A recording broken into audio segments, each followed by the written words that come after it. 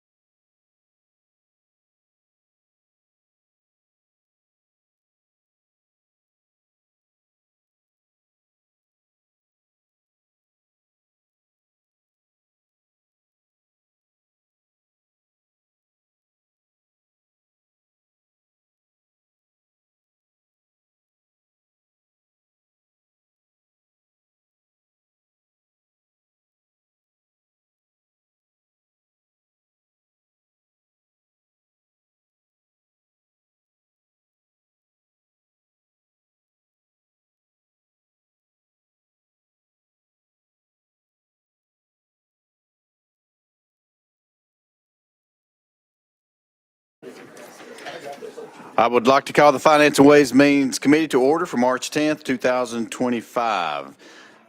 Madam Clerk, if you'll please open the board for roll call. Members, if you would please log in and cast your attendance.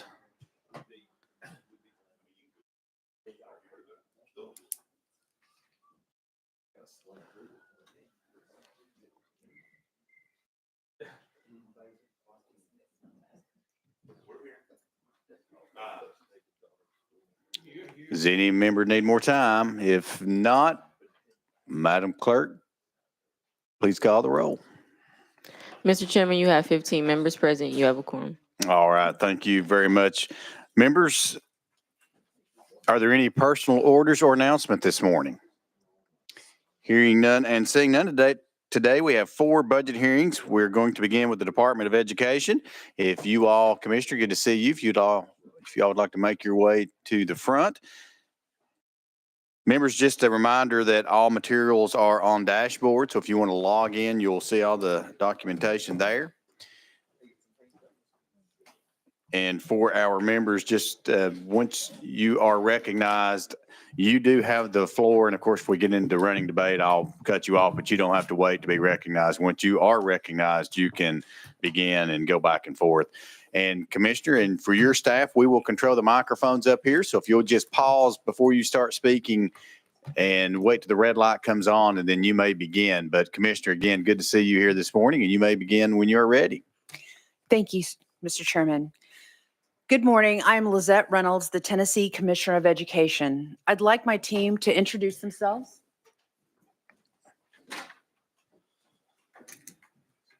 Good morning.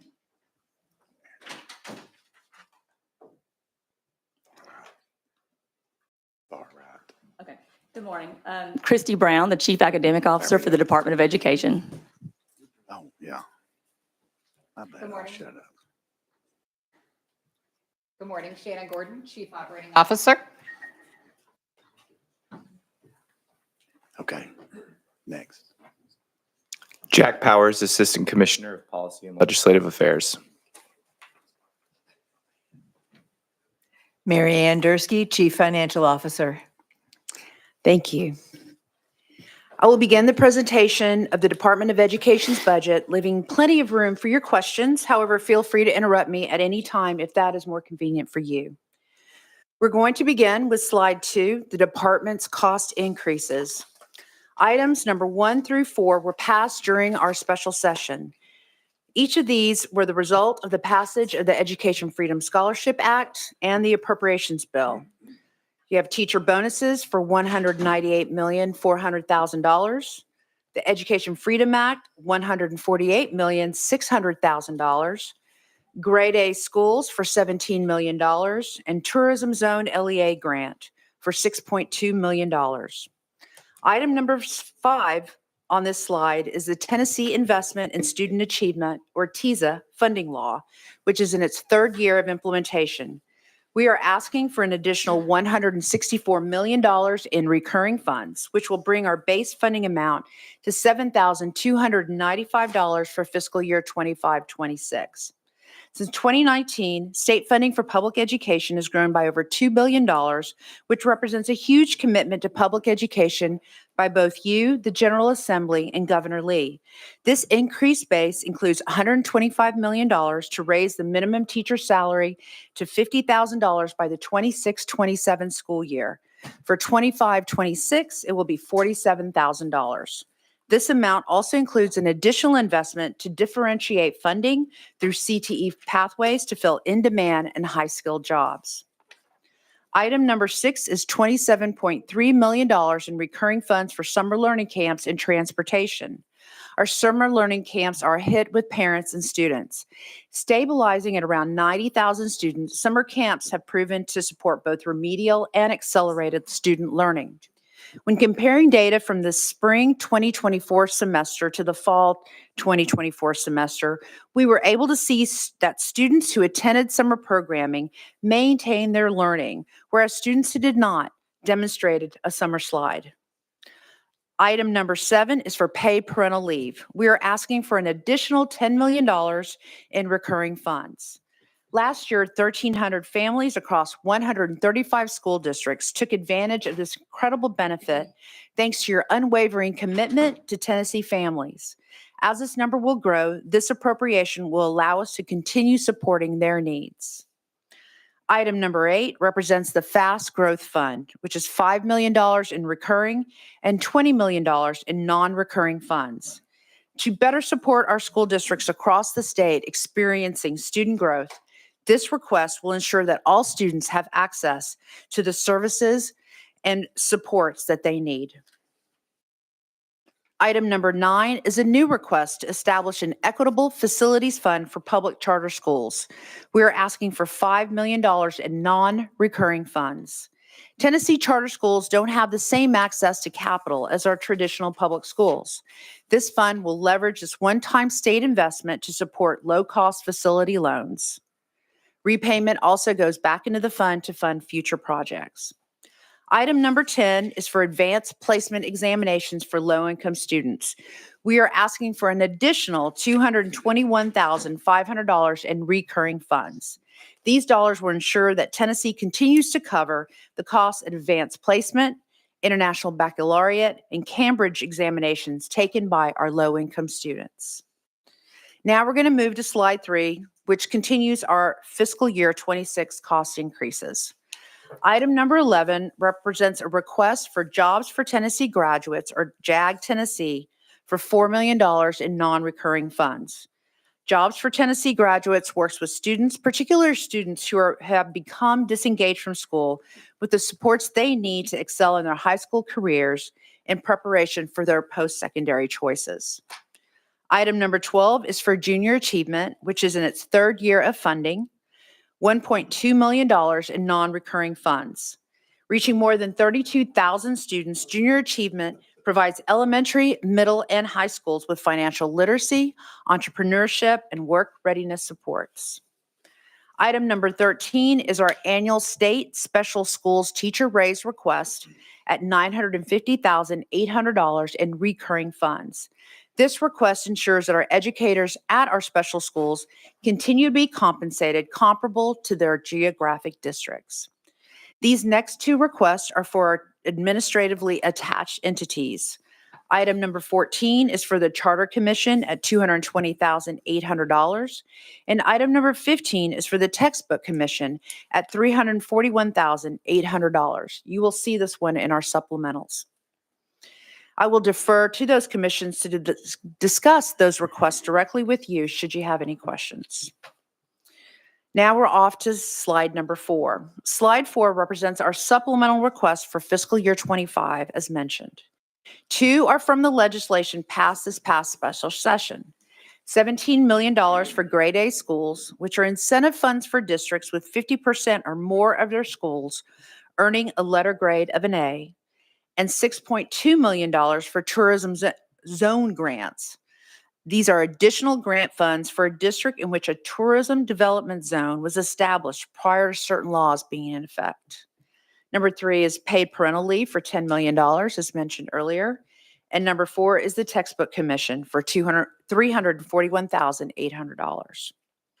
Slide 5 includes our list of reductions, which includes a reduction of $1.14 million for ASD reduction. Next is the ACT retake reduction. Facilities, oh shoot, I forgot this acronym. FRC rent reduction. Okay, I can get that for you. Next is career ladder attrition for $1.5 million. Next is an energy efficient schools initiative for $17,000. And number 6 is our charter commission funding swap for $156,700. Finally, in the interest of time, I will hope you will review the final 3 slides, which celebrate our students' academic achievements, our strong academic supports, and key highlights on TISA for the upcoming year. This concludes our budget request. I'm happy to answer any questions you may have. All right. Thank you, Commissioner. We do have several folks on the list this morning.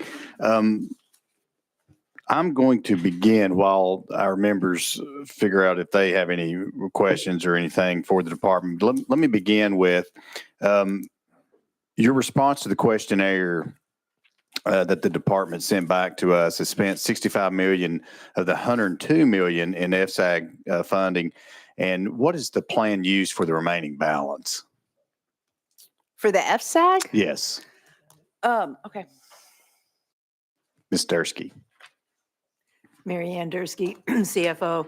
Yes, the remaining balance of the FSAG money will be used for this summer's summer learning camps to fund those camps in lieu of state dollars. And then when will the funds be exhausted regarding FSAG and the department? The funds that were allocated for summer learning camp will be exhausted at the end of this summer, and we will submit for reimbursement for those no later than December 2025. I'm not sure when the Teach for Tennessee funds will be exhausted. Okay. And to date, how many students have been served by the learning camps? About 90,000 students. Okay. So has that, since they've been implemented since the 21 fiscal year 21, have we seen the numbers increase? Have they stayed stable? Where have those numbers been as far as the students go? My understanding is they have increased. And so last year we're at about almost 90,000 students. So. Christy? Since 2021. Okay, there we go. Once you see the red light, then you can start. Thank you. Thank you. Yeah, so since 2021, we first implemented the summer learning camps. We saw some increases, and then but it has averaged out around 90,000 this past year. And I'll note that attendance was up this past year, and that's obviously there's going to be more learning going on if students are attending at a higher rate. Attendance was up about 15% this year over last year. And so of those students that we're seeing, are we seeing more accelerated, or are we seeing actually students that are there for remediation? Thank you for that question. So when students had, experienced the learning loss and kind of disrupted learning there from the pandemic, we are still remediating those skills that students need. But what we're seeing now, where we are back level and even exceeding those pre-pandemic learning loss achievement gains that we've made actually exceed those levels now, that we are shifting more into an acceleration model of learning. And we are seeing some gains from that. Again, I'll echo what the commissioner said around the students who did attend the summer learning camps did not experience the learning loss, or the summer slide, if you will, from spring of the prior year going into the fall of the next year. Okay. And then kind of staying in that same vein, talking about transportation, $10 million was appropriated. How is that recurring $10 million being utilized? It's being used by the districts. I don't. I hope that's the case. Yeah, but yeah. Marianne. In the summer programming specifically? Yes. Sure. The transportation dollars are crucial, and I'll speak from my own experience in rural Tennessee with schools that are very spread out. Certainly, it contributes to higher enrollment and higher attendance rate in our summer programming. Okay. All right. That's all I have right now. Let's go to the next person on the list is going to be Representative Hicks of Washington. Thank you, Mr. Chairman. And to stay along those same lines, we'll talk about summer camps. Last year, there was $20 million in non-reoccurring state funding to replace previously allocated TANF funding. While the Department of Education and DHS appealed a decision at the federal level that TANF funding could not be used for summer camps. Do you know the status of that appeal? We have not heard back since then. So but we're going into this budget session assuming that we're not going to be using TANF funding. So that is why we have the request that we have today. Okay, is the $27.5 million in the governor's proposed budget meant to replace the TANF funding on a recurring basis, or are additional state funds needed outside of TANF to fund current expenditure levels of summer camps and transportation? Is that what that's going to be used for? Yes, sir. So it's so the $27 million is additional state funds. And then we are taking $10.7 million from the LEAPS program, the lottery funds, after school program. Thank you. Thank you for being here. Yes, sir. Yeah, thank you, Chairman. All right. Thank you, Representative Hicks. Next on the list is going to be Vice Chairman Gillespie. You're recognized. Thank you, Mr. Chairman. Commissioner, thank you so much for being here. In the past, before the TISA formula was passed, any unspent BEP funding reverted back to the general fund. Now that goes unspent TISA funding goes to your department. And according to your department, last year, $82.3 million went to districts for outcome bonuses last year. My question is, did the department utilize $2.3 million from their carry forward to supplement these outcomes bonus payments? And how are the dollars calculated? How do you all determine the outcome bonuses? How does that work? Yeah, thank you for the question. The outcome bonuses are determined based on sets of criteria at the elementary, middle, and high school levels. And the bonuses are calculated as a percentage of the base funding amount.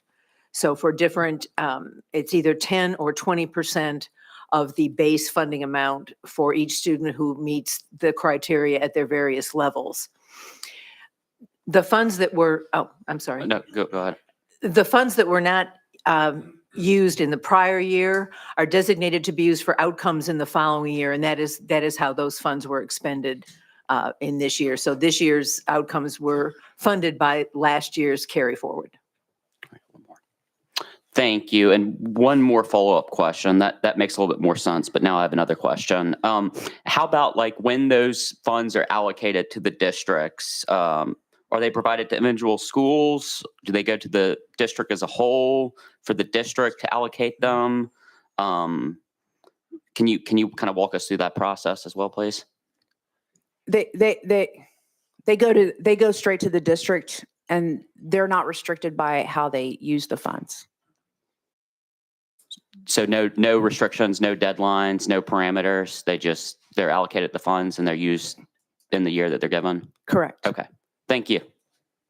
All right, thank you. Next on the list is Representative Reeves. You're recognized, sir. Thank you, Mr. Chair. Appreciate you guys being here and kind of helping us dig in. Wanted to ask about department reversions. Okay. I know we just kind of spoke about some unspent TISA funds. In fiscal year 23 to 24, the department reverted nearly $68 million in unspent funds. What was the source of that $68 million, and in what areas, what main areas were those funds not utilized? Sure. So one thing to note is that we are using ESSER funds as much as possible. So that'll be part of this reversion. There were a number of things. So there was administration for $1.6 million, which was again more revenue from federal sources that would offset state expenses. $250,000 with IT. Academics and human capital, it was $19.1 million again. So $5 million for the Grow Your Own Center, 4.3 for early literacy, and 7.5 for virtual. Again, we use the ESSER dollars first. Career Ladder, which we ask for every year, as that, that's been discontinued since 1997. Early learning, $2.1 million. Some of this was attributed to a decrease in VPK classrooms. We awarded 5 fewer VPK classrooms than in the previous year, but we're working closely with LEAs to continue to support that work. So there is one, innovative school model. Unfortunately, $29 million of this reversion was incorrectly left off the department's carry forward letter. So we're working with FNA to get that fixed. So at the end of the day, it's just $2.4 million, which again would be standard reversion. ASD, $2.7 million. That is pending. Our ESA program is $1.8 million. So about $800,000 is unused payroll as the program continues to ramp up. And the rest is savings from the platform contract. And then finally, state special schools for $4.5 million. This is again largely due to the continued spend down of COVID dollars. And then we had our administratively attached entities, Charter Commission, State Board, and Textbook Commissions, $1.6 million. Okay. Thank you, Commissioner and Board. Yes, sir. Thanks. All right, thank you. Next on the list, Leader Cochran. You're recognized, sir. Thank you, Mr. Chairman and Commissioner. So wanted to talk a little bit about the $17 million recurring for the financial incentives for high-performing LEAs. So where more than 50% of the schools in the LEA receive an A letter grade, right? So we've got that in the budget. Mm-hmm. Can you tell me how will these incentives be distributed? Is it one payment at the end of the school year or quarterly? And then how will the department determine the level of incentive received by each LEA? One second. Oh, I don't have my cheat sheet in front of me. Jack. Thank you for the question, Leader Cochran. So special session appropriations included the $17 million that you referenced for direct payments to high-performing LEAs. And we define that as 50% or more of the eligible schools in the LEA earning an A letter grade with results from the 23-24 school year. We had about 15 LEAs that qualify for the bonus based on the 23-24 letter grades. And the way that we're going to dole them out, bonuses are tied to or based on the number of graded schools in each district, with larger districts generating a larger bonus. So a district with 0 to 5 schools would generate 500,000, 6 to 10 schools would generate $1 million, 11 to 20 schools would generate $2 million, 21 to 30 schools, $3 million, and then 31 or more schools would generate $4 million. Okay, and you would send those payments quarterly or at the end of the school year? My understanding, I may have to check back and get that information for you. It'll be a one-time payment. One-time payment. Great. Thank you. So will LEAs be required to provide the incentive payments to schools that scored an A, or is there will the payments go specifically to those schools, or is there an ability for the LEAs to distribute funding generated by by A schools to schools within the LEA that did not receive the A. So obviously, I'm sure you're sending the money to the LEA. Then are there any strings to how then they distribute it? My understanding is there are no strings that they could distribute those funds as they wish. Okay. And you tell us again, if you haven't mentioned, how many A schools were there in fiscal year 22-23 and then in 23-24? I have a whole bunch of totals by district here that I could maybe add up if you give me a second. Maybe just, and you can send that to us. Maybe I'd be happy to. reemphasize again. You mentioned how many districts would have qualified. Do you have 15 districts would have 15 qualified. districts. Yes, sir. Okay. And then just one other follow up, and you and I discussed this a little bit. Can you take us through how much the department spends annually on TCAP assessments? Like how much does that contract cost annually? And then specifically the high school portion, the high school EOC. Can you tell us how much that costs annually? Yes, sir. So I'm happy to walk you through that. So we're currently under contract that for our assessment for both the TCAP and the EOCs. That contract is run from roughly 2020 to now. We're opening it back up again for the TCAP assessment. So that's grades 3 through 8. Total annual expenditures for that is roughly $31 million. That includes both the cost for development of the test and also the cost for just giving the test out, the scoring and the reporting and all of that. To your question about the high school portion, the EOC portion, the total annual expenditures for that are roughly $5 million. And just like the one for TCAP, that includes development as well as the administrative and reporting costs. Okay. Thank you. I appreciate it. All right. Thank you, Leader. Follow up. Let's go to Chairman Williams. Thank you.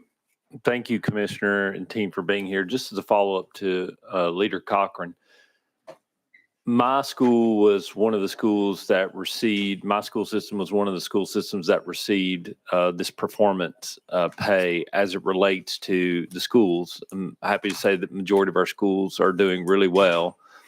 One of the interesting things in looking at, I've received an email from the director of schools regarding what the pay would be for the bonus for each of these teachers in our school system because of that, which I thought was interesting.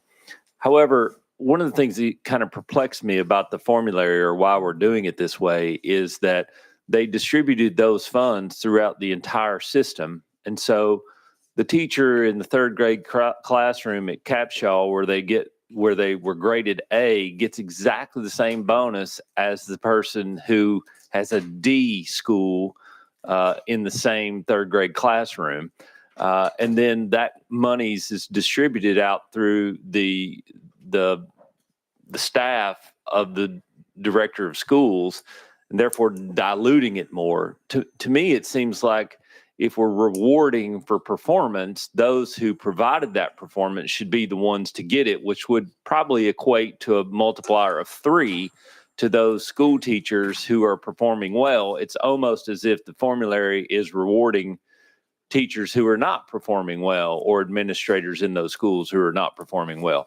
How do you right that ship, or is there a possibility to do that? Because what we want to do is for a third grade school teacher in this school that's performing at an A, those other teachers should want to say, hey, if I get my classroom to an A rated school, then we would get more money and I wouldn't miss out on that bonus. It's the whole carrot and stick approach. Can you speak to that for me a little bit? Yes, sir. It is a local decision. We are distributing funds to the school district. It is up to the director's discretion how they want to distribute those funds. So some directors could only focus on the schools that made the A. Again, it's a local decision, a lot like, general teacher bonuses or differentiated pay. It's really up to the local director and the school board on how they want to distribute those funds. So there is nothing in the statute or in your rules that require the director of schools, with the direction of the school board, to direct the funds to those teachers who performed well? No, sir, there is nothing in the statute. Including not paying office staff at the school board office, if so? Correct. Thank you. Thank you, Chairman. Next on the list, Leader Lamberth, you are recognized, sir. Thank you, Mr. Chairman and Commissioner and staff and team. Thanks for being here. TISA currently includes a total of $35 million for fast growth and infrastructure stipends for eligible LEAs. The proposed budget includes an additional $5 million recurring and $20 million non-recurring for fast growth. So here's my questions. Are stipends paid to the LEAs or individual schools? To the LEA. All right. And in 23-24, how many schools experienced growth that would qualify for a stipend or LEAs? 1 second.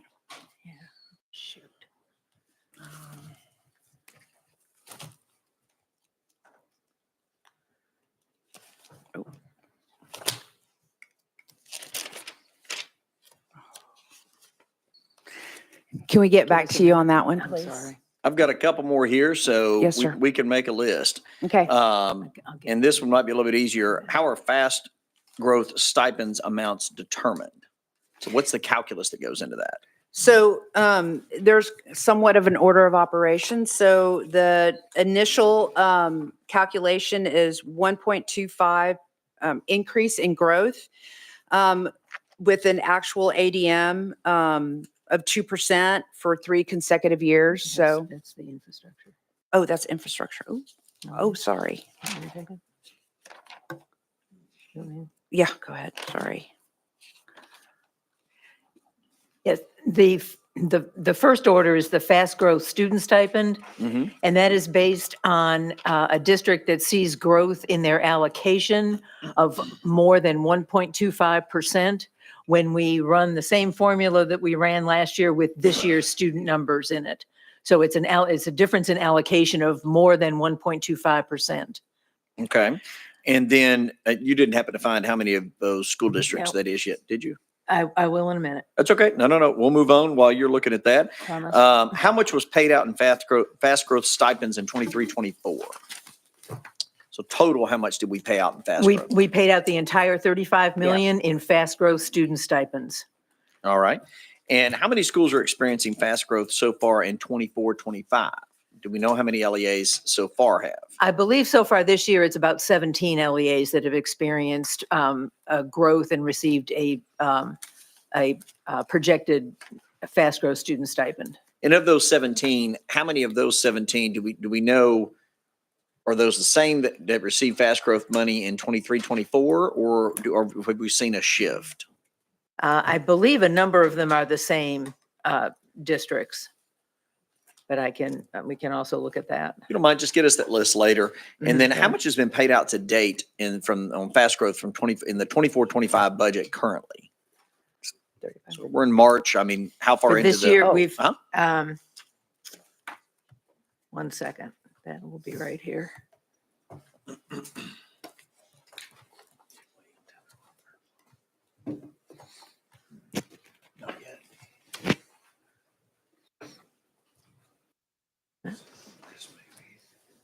To date, we have paid out $8.4 million. 8.4? Yes. Well, let me, a quick follow-up then. I mean, if it's 35 million is what's allocated currently, and last budget cycle, we paid out 35 million. If we're only 8 in, if there's 17 districts, are we seeing a reduction in fast growth schools, or seems like a lot left? Overall, we are seeing a reduction in the number of districts experiencing growth and in the amount of the growth. That is Well, correct. And since we passed the Education Freedom Scholarships, and based on those numbers, do you anticipate that the number of fast-growing schools will continue to go down? What's the trend lines look like? It's based on allocation as opposed to enrollment. So it is possible that we may see a reduction if in the first year of students exit public school for the Freedom Scholarship. But after that, if we're comparing allocations, there may not necessarily be a change. And of course, we put into the Education Freedom Scholarship the provision that, there's going to be no reduction for disenrollment. So, Correct. okay, those are my questions. Thank you. Thank you, Leader. Next on the list, Representative Shaw. Thank you, Mr. Chairman, and thank you all for being here today. I just need a little clarity. In your opening statement, you talked about the starting pay for teachers would be $50,026. Yes, sir. I thought, and I may be wrong, but I thought I had earlier heard the governor said it would be in 25. And I just want to be very clear. It will be 26. Yes, sir. That is correct. This budget will be 47. So it's right now it's 44.5. So next year it'll be 47,000 and then 26, 27 will be 50,000. Okay. And on another note, which is not about salaries, but can you talk a little bit about, well, how do you feel about community schools? I had the opportunity to experience community schools in some of our local schools. How do you feel about that? And is that something that you all push from here? Or is that something that the schools do on a local basis? Could you talk a little bit, just kind of help me understand that? Because Sure, I think it's a good program. Yes, sir. Again, it is a local decision. It's there's a lot of qualifications or a lot of things that school districts have to think about in having community schools and really thinking about how they want to implement it and apply it and where. So we leave that up to local school districts to determine what is best for their communities because it could vary from all across the state. But I would assume that a local school then have the option to start a community school program themselves. It's not anything that the department would have to do with. Correct. Okay. Thank you. And thank you, Mr. Chairman. Yes, sir. Thank you, Representative Shaw. Next on the list, Representative Parkinson. You're recognized. Thank you, Mr. Chair. Thank you, Commissioner, and to your team. What are the plans for the Achievement School District this year? So, sir, right now there are 3 schools in the Achievement School District. Right now we're continuing to support them. One of them has been taken over by the Charter Commission, and then 2 are currently in the Memphis Shelby area. Okay, thank you for that. And what's the budget for the ASD this year?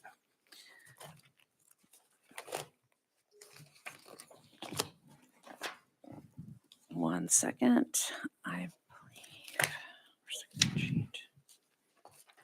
Shannon, do you have that?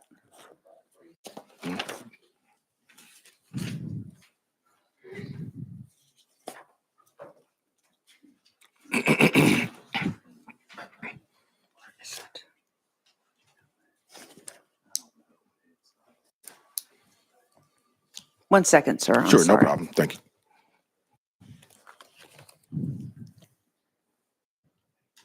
I have it. Oh. So I'm looking in the budget book, and Shannon, please correct me if I'm wrong, but I'm seeing 30 million. Okay. Okay, thank you. And my last question is, given that we passed the Education Scholarship Act, the Freedom Scholarship Act, I'm sorry. What is the projection in regards to the amount of promised dollars that are going into the Freedom Scholarship Act? The forecast for how long that money will be available on the trajectory that we're on. I think I understand your question. I might have jacked my question up. Right. So there's 20,000 seats. The amount will be 7,295, which is the TISA funding amount. What else? Now, if I'm maybe I've got this all the way wrong, but were there not any of the lottery scholarship funds tied to this, or those dollars? No, sir. No? Okay. Maybe I misunderstood. Okay, thank you. Yes, sir. Okay. Thank you, Mr. Chair. All right, thank you. Next on the list is Representative Sparks. You recognize, sir. Commissioner, I had a question from one of my administrators back home. They asked, when will the districts have the accountability protocol for the next school year? Under previous commissioners, we received it before the school year started so that we would know how it would be measured. Until this administration, it's after the school year begins, often many months. I will have to get back to you on that specific question, if that's okay with you. Yes, ma'am. If I could, Chairman. I've visited some of the summer reading programs. It was really successful, and shout out to to Smyrna Primary Principal Jason Eden and other teachers. And I thought they were doing a great job of saying they made it exciting for the students. And so shout out to my county for the job they're doing. Thank you, ma'am. All right. Thank you, Representative Sparks. Next on the list, Representative Gant, you're recognized. Thank you, Mr. Chairman. The money that the governor put in the budget for school safety, as far as hardening of the schools, can you give me the figures as far as if that money has been completely used up, or if is there some left over? So 100% for both the publics and non-privates have been obligated by the department. I believe the percentages are around 84% expended on the non-publics and 74% spent by the public schools.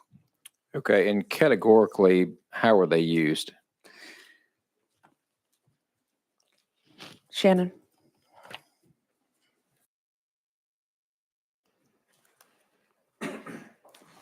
So they're being used for a variety of purposes. So everything from hardening of exteriors, fences, to metal detectors, to signage, to alert systems. Each school is required to identify a school safety plan, and then that safety plan is reviewed by the department and the Department of Safety and Homeland Security. And that plan then was used to develop a needs assessment, and then the grant funds the highest priorities on that needs assessment. That grant was awarded 2 years ago. And so what's remaining in district budgets is generally products or construction that was associated with the priorities dating back 2 years ago. Okay, so do we know how many schools have used like the panic alarm systems? We do. I don't have that number off the top of my head, but I can certainly provide that to you from their grant applications. Okay, I'd like that. Thank you. Yes, sir. I'll follow up with you. All right. Thank you, Representative Gant. Next on the list, Chairman Hale. Chairman Hale, you're recognized. Good morning. Thank y'all for being here. Good to see one of my constituents over there on the end, Miss Christie. I've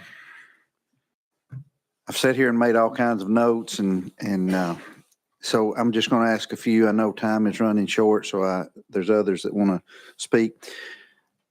Mr. Powers, going back to the grade A schools that you said there were 15 of those, could you kind of, again, I want to make sure I understood that if there was 0 to 5, that it was like $500,000 or something like that. Is that correct? Yes, sir. Okay.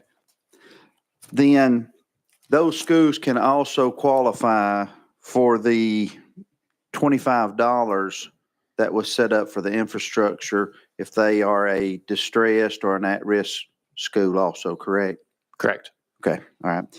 So going back to the fast growth that Leader Lamberth hit on earlier, if we spent $8 million and we only have 2 months left, then why are we asking for $25 million in the 25-26 budget?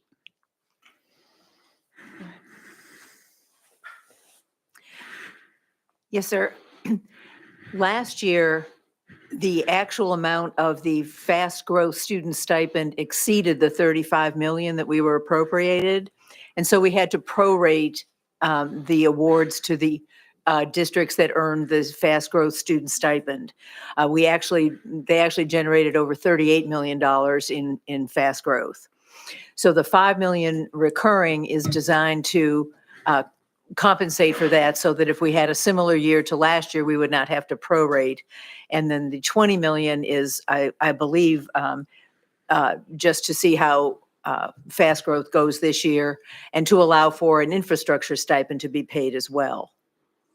But that don't make real good sense when you have, we've only spent 8 million and we've got 2 months left, so I mean, pretty much, probably not going to be much more spent.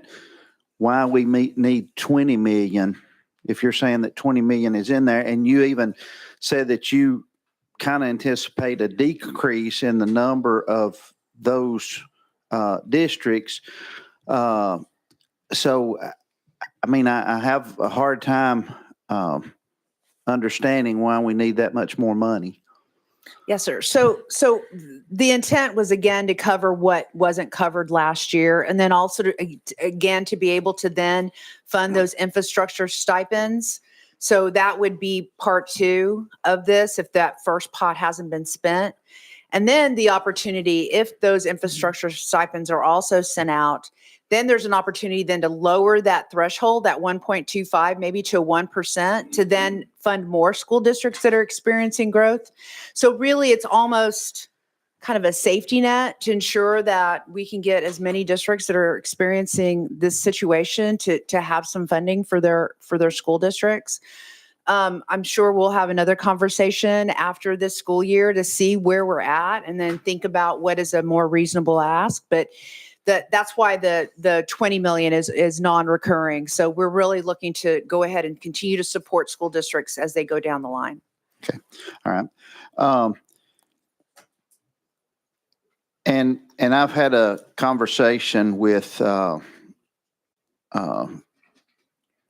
Mr. Powers, and I'd like a little more information on this, if y'all could kind of hit on it, and I think it may help some other folks too. In the budget, there's money to, I'll share from my district, from the 40th district. We've got schools. We talk about the amount of money that we're putting in, and Ms. Christie's been in the driver's seat in Jackson County as the director. But the economically disadvantaged calculation, Jackson County, for instance, is looking at losing 250, 300,000. DeKalb County is looking at losing $1 million. And Mr. Powers explained that there's in the budget this year, it's a one-time thing to help absorb some of that, like a 75% of that. So can you kind of give us just a little information on that? Yes, sir. So my understanding is that when DHS did their calculations, that there was a reduction in the number of eligibility because there were some COVID-related waivers that were put into place that have now been eliminated. So that decreased the number of students. Therefore, they lost funding for it. So the governor was proactive in the budget to go ahead and support a 75% hold harmless for those student numbers. So school districts could at least achieve, gain some of those dollars back. But that is a one-time investment for this year.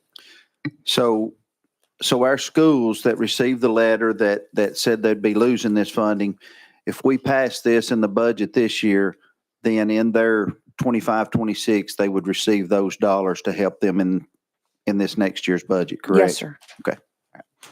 Thank you, Chairman. I'll let somebody else. Thank you, Chairman Hill. Next on the list is Chairman Vaughn. Chairman Vaughn, you're recognized. Thank you, sir. My colleague from Shelby County got me thinking about something when he asked about the ASD. How many students do we serve through the ASD? 30 million for 3 schools seems to be a pretty big number. 1,400. So 1,400 students are costing us $30 million. Is that over 20,000 per head? Is that correct? So that $20 million is the funding that those students generate in the funding formula. And that would, of course, mean that you have to look at the weights that each of those students hit in addition to the base funding. But my understanding is that including the federal funding, so that's an additional, I know that there's money for all priority schools, and we're only talking about, again, 3 currently of priority schools that are in the ASD. And it would include federal ESSER funding. That would also include the end of federal ESSER funding as well as additional funding that is going to former ASD schools that come into the ASD and get pushed back out to former schools that were in the ASD. So that's not all going to just those 3 schools. Sir, if I could add, I'd like maybe for us to get a better breakdown of this for you. I would certainly enjoy seeing what makes up that money. And I may have misheard you. I heard 30 million one time. I heard 20 million the next, and I don't have my budget book with me. It's 30 million It is is the what's in the 30 budget million. book. Okay. Yes, sir. Yeah, I'd love to see a breakdown of how that money is spent. Thank you so much. Yes, sir. All right, we have a couple of follow-ups, so let's go to Leader Lamberth. Thank you, Mr. Chairman. And just really more of a statement for the committee to consider. So if you look at the total allocation for the Department of Education from state funds this year, we will have increased it if this budget passes as proposed to $7.8 million. And when you include federal funds, it's $7.8 billion with a B and $8.9 billion from the federal government. Again, that's billion with a B. So just something to think about. I mean, it has, and this is a good thing, but it is something we should definitely look at very closely on how this money is spent, because it's 7.8 billion and 8.9 billion total. It is a significant portion of our total budget. So, Commissioner, thank you for y'all's testimony today. I appreciate it, and I'm sure we will have continued follow-up as we go through the next couple of months. Thank you. Yes, sir. Thank you. Next follow-up question is for Chairman Williams. Thank you, Chairman Hicks. Just to follow up, last year the governor put in for after-school evidence-based programs some recurring funding for Save the Children. Just wondered, has that money been distributed? If not, what are the intentions to do that? It was the legislature and the governor have periodically put money in there for Save the Children. Could you tell me a little bit about how those monies are being distributed now that it is recurring dollar for them? The way, I'm looking at our green sheet, it was for $1.2 million was distributed last year. I'm assuming directly to the organization.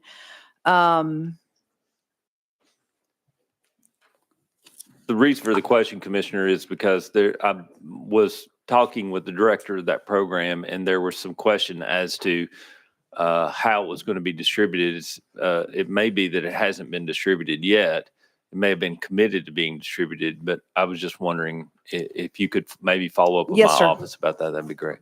Yes, if I could follow up with you, that'd be great. Thank you. Thank you. All right, next on the list, follow-up, Representative Parkinson. Thank you, Mr. Chair, and thank you, Commissioner. I'm sitting there racking my brain. I'm a little slow this morning, but there was a tie to in the Education Freedom Scholarship Act, a tie to Hope Dollars. There was Hope Dollars were used.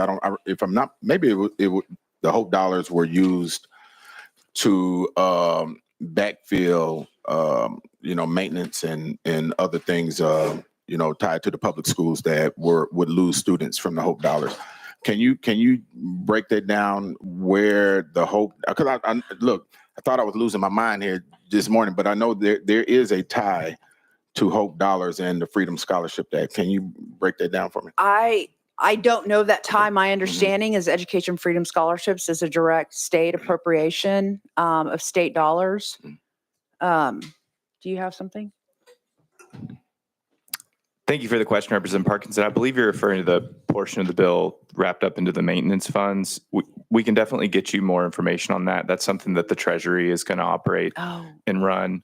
But you're correct, and we can follow up with more specifics. And it may be that Treasury has to also be somebody that's consulted as well. That's right. Oh, okay, thank you for that. Because it seemed like I remember a couple of different areas. One that because we were asking how the Freedom Scholarship Act was going to be funded, back during the special session, and there was a tie to the funding of the act itself, and there were some Hope Dollars tied to that, and I was trying to remember what that was. Additionally, when we heard from the lottery scholarship team and sports waging, there was some conversation that came up in that, Yes, sir. and because there was an extra pool on those dollars, and so that's why I was asking the question the way I was asking it earlier. Yes, sir. I Mhm. got confused. Sorry. It was the sports wagering dollars, and those are going to be administered by the treasurer. So we'll be working with them to implement that part of the law. Okay, and if you can give me that information, that breakdown, sir. and how what pots are being pulled from, and where that money is going, I'd appreciate it. My last question is, because I think I asked this earlier, but I'm a little cloudy this morning. I don't remember if I got an answer. What is the plan for the Achievement School District this year and moving forward? I can speak to that. So as we referenced, sir, there are currently 3 schools technically in the ASD. The commissioner, to her point, one of them is applied to transition and be governed by the commission. This is incredibly important work. I know you are incredibly passionate about it. The fact is right now, we have a statute that outlines 3 different priority school intervention options. You have number 1 is just implement your own evidence-based intervention. Number 2 is the iZone option, which no school district currently uses. And number 3 is the ASD. We do not plan to place any more schools into the ASD. What we'd like to do is introduce legislation that rewrites that portion of code and provides a menu of different options for school districts to choose from locally. It is very important that we have a list of options for our priority schools. There are federal dollars that are tied up in it that go to support all of our priority schools, our CSI schools, and our TSI schools.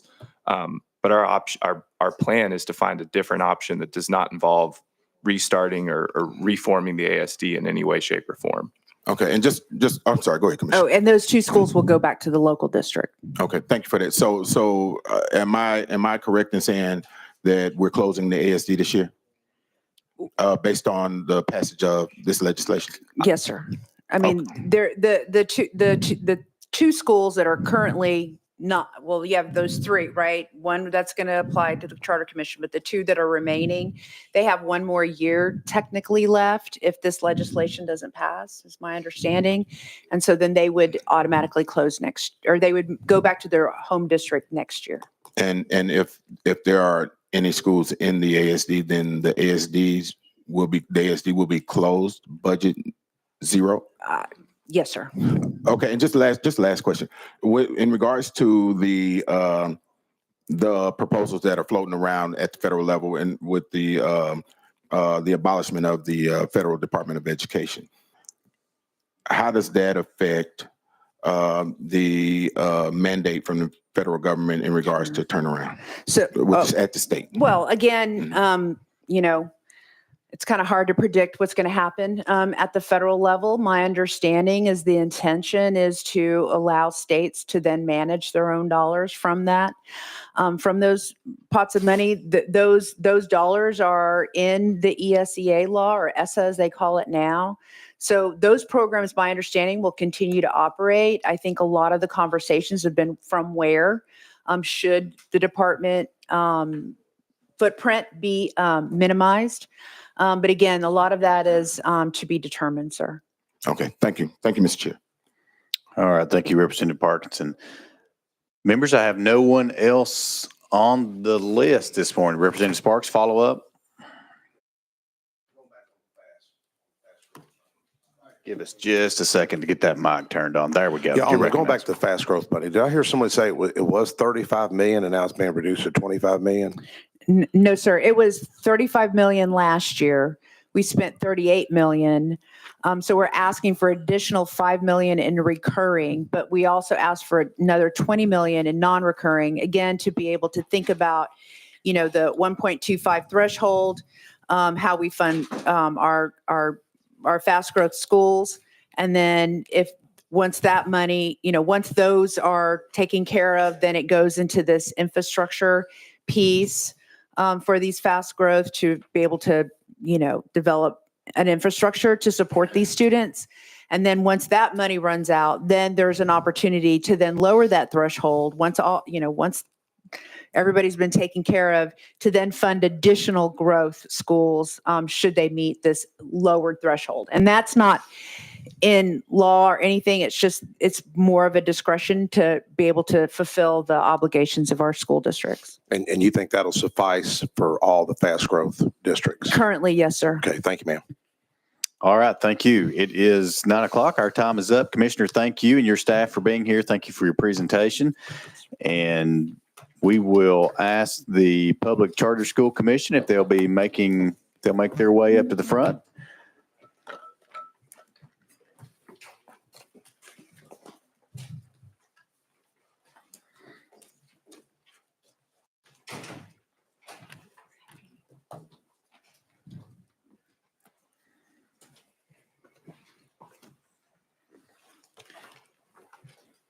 And Director Stovall, as you and your staff get situated there, just a reminder that we will work the microphones from up here. So if you'll just pause and wait for the red light to come on before you begin to speak, we will get you all squared away up here. So you may begin when you're ready. Thank you. Thank you very much, Chairman Hicks, committee members. It's wonderful to see you all this morning. My name is Tess Stovall. I serve as the Executive Director of the Tennessee Public Charter School Commission, and I'd like the members of my team here today to introduce themselves before we get into our presentation. Good morning, Mr. Chairman. Hayden Pendergrass. I'm Director of External Affairs. Good morning, Melanie Harrell, Director of Finance and Operations. Thank you, and thank you for the opportunity to present our FY26 budget to the committee. Before we begin, I want to start with the broad statutory charges that the commission has. First, it hears charter school appeals, and that is across the board from new start appeals to renewal appeals to revocation appeals. Those responsibilities were first with the State Board of Education beginning in 2002, and then transitioned to the Charter Commission in 2021. And then secondly, we serve as the school district and charter school authorizer of any schools that are within our portfolio and within our district. We have one cost increase for FY26. That is reflecting the request to add 2 additional positions to support the overall work of the Charter Commission, specifically related to its school district obligations. As at the commission, the portfolio of schools grow, so the number of schools grow, as does our obligations and responsibilities around those school district functions. It is important to note that these positions would be fully funded off of our commission's authorizer fee. So in statute, the commission collects a 3% fee from all state and local funds that are passed through from the Department of Education to the Charter Commission, then to our schools. And so these 2 positions would be fully covered by that authorizer fee revenue. In terms of the commission and where we sit in terms of our size of our portfolio, it is important to think back to when the commission first assumed responsibilities from the State Board of Education in 2021. We had 4 authorized charter schools.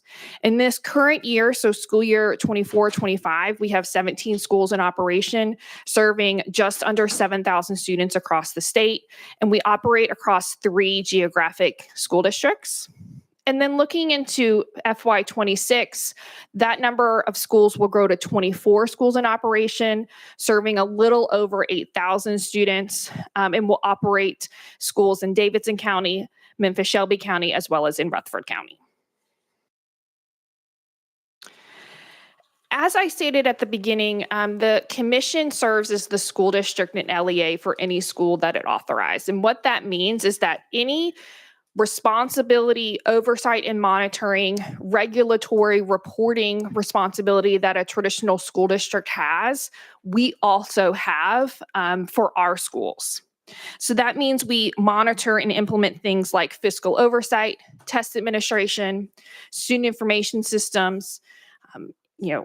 As we discussed earlier, we're very close to implementation around TCAP and TN Ready assessments.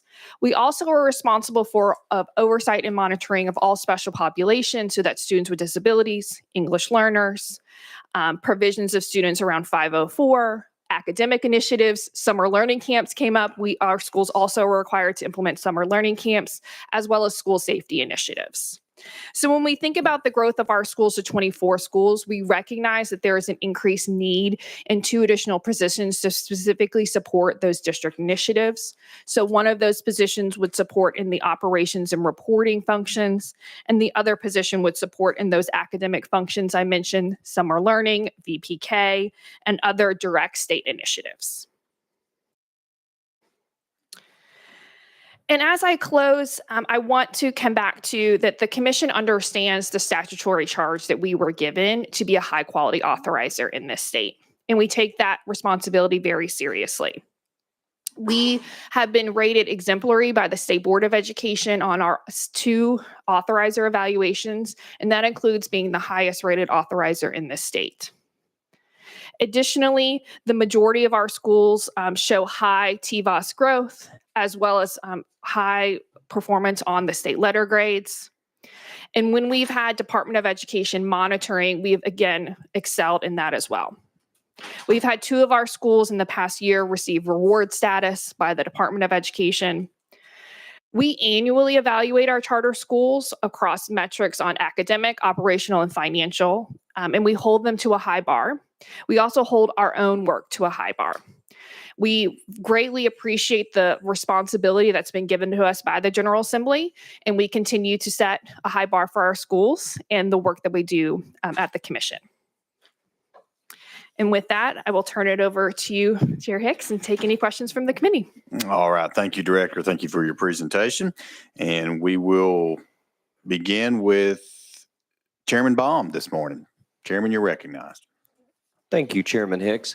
You mentioned that the commission takes 3% of the funds that flow through the commission that I guess come from the Department of Education.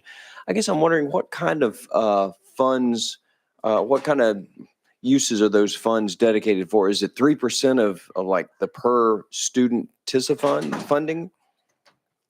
That's correct. So in statute, charter schools, charter authorizers across the state are allowed to collect an authorizer fee from the state and local funding for a student. So in other words, it's the TISA funding that comes through the Department of Education to the commission that we distribute out to our schools. We take 3% as our agency revenue. We also have federal funds that our students and schools generate that are a pass through to us from a school district to the schools. We do not currently take any indirect funds or oversight funds from those federal funds.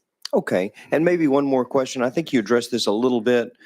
The 2 new positions that are being hired, can you tell us a little bit more about what those individuals' duties would be? Sure. Thank you for that question. So when we think about our district operations, we have 2 key teams that focus on that work. So we have one key team that handles all of our finance and operations. So everything from receipt of the funds from the Department of Education, distribution of the funds to our schools, federal grants, federal grant reimbursements, student information system, testing, and reporting. And so when we grow our number of schools and our number of students, the amount of reporting and student information is simply just growing. So one position would go to support that finance and operations team.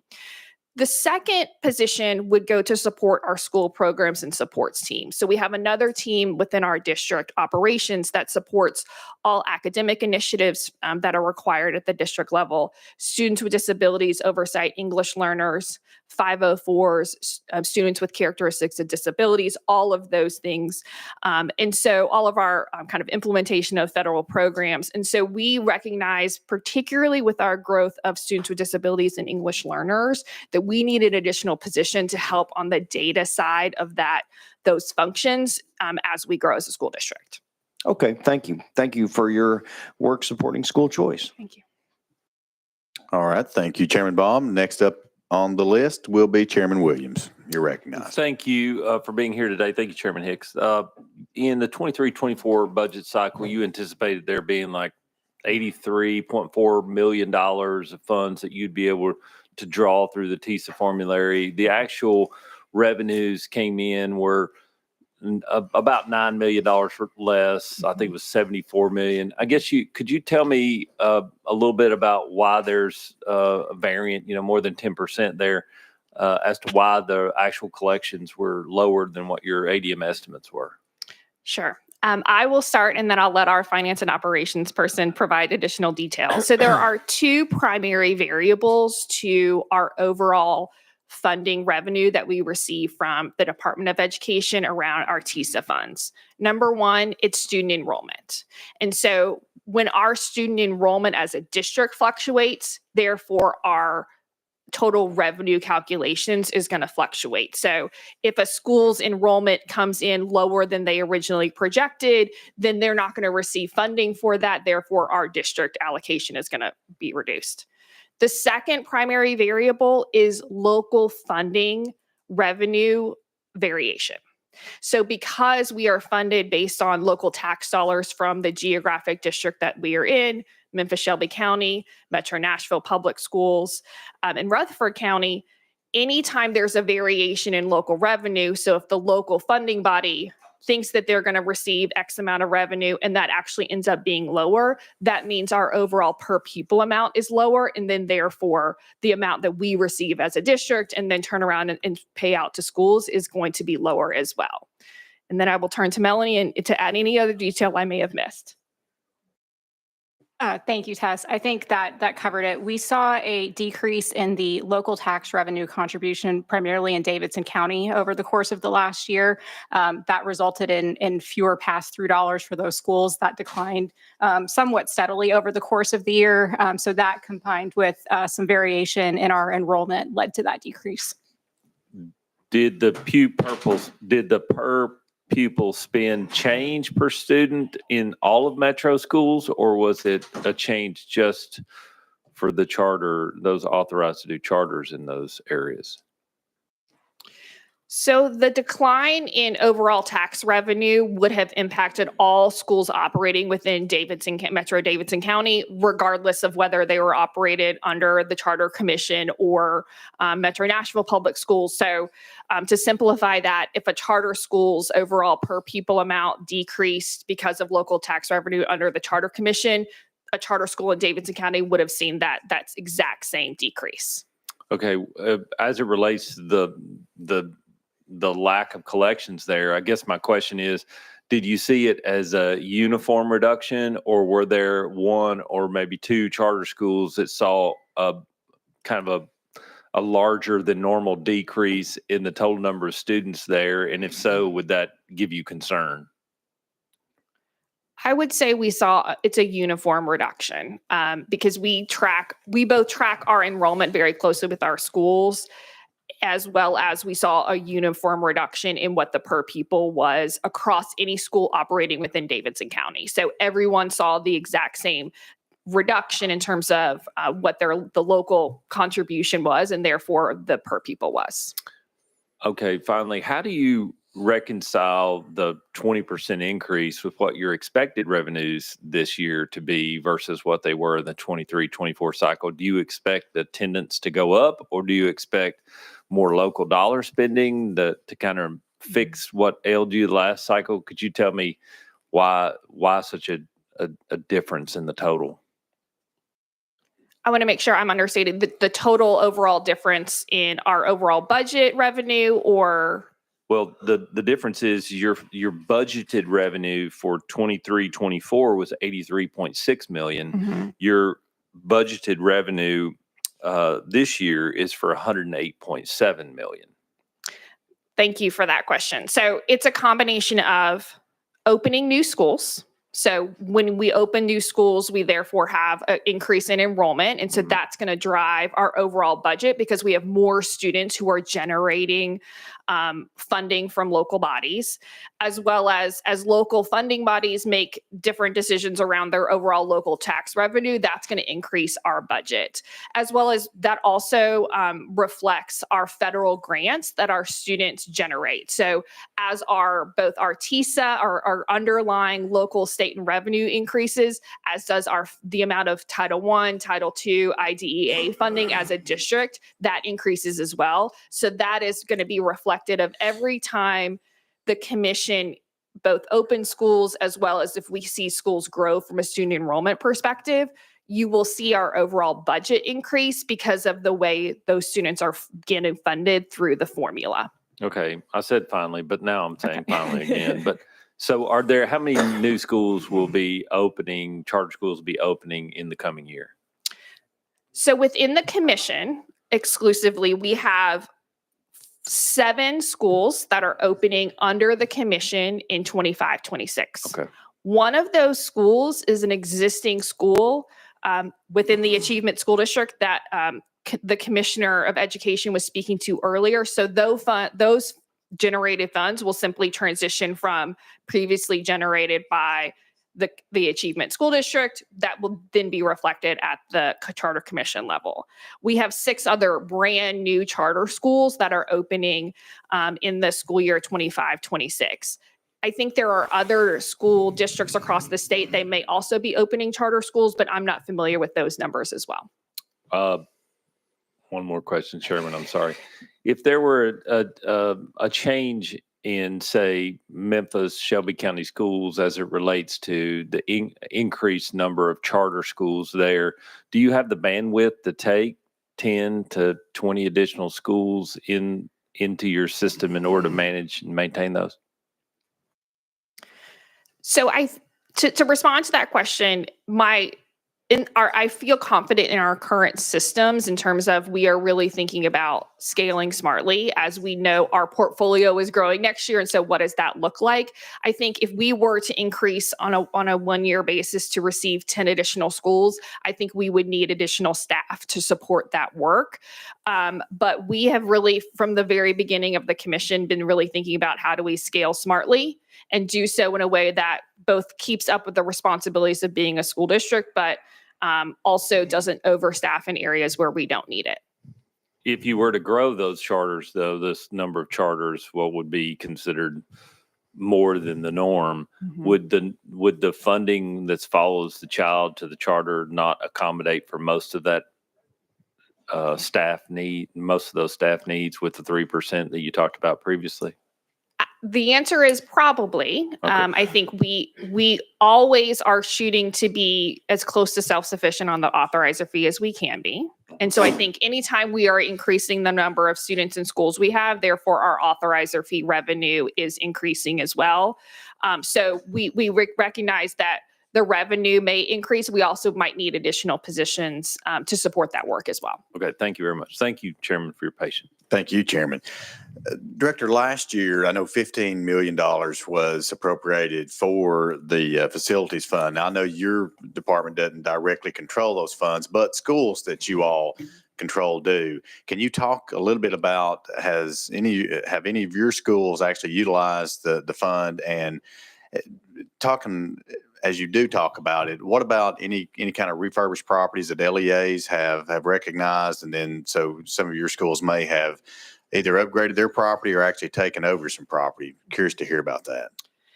So you are correct. We do not oversee the facilities fund. That is overseen by the Department of Education. I do know, because we were notified, that some of the schools within our portfolio did receive facilities funds grants. I would have to follow up with you to find out what exactly they're using those funds for, because we don't have direct sight lines on that. I would say broadly, the majority of our portfolio is in non-school district schools. But we do have several schools within the Memphis-Shelby County region that are operating in former Memphis-Shelby County facilities. So they work directly with Memphis-Shelby County on the lease or the purchase, and then work through the upgrades directly with Memphis-Shelby County. But we will make a note and follow up with you about what schools in our portfolio are using that grant and what they're using it for. Okay, thank you. Next on the list, Representative Parkinson, you're recognized. Thank you, Mr. Chair. I just got to write this question down so I don't forget it. Let me ask this one first. How many schools? First of all, thank you for being here. Truly appreciate you being here. How many schools applied for operation through you all for this upcoming year? So when you say this upcoming year, do you mean 25, 26, or the next cycle? The next cycle.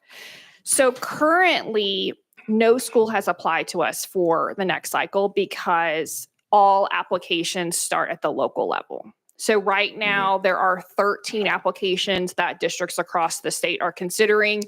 We would not receive those applications until they come to us on appeal if they come to us. So at this point, we don't know. Okay, and so in your last cycle, how many schools that applied or appealed did you accept, and how many did you deny? We have Sure, that. take your time. We have a chart. So Thank you. let's Thank count you. that up.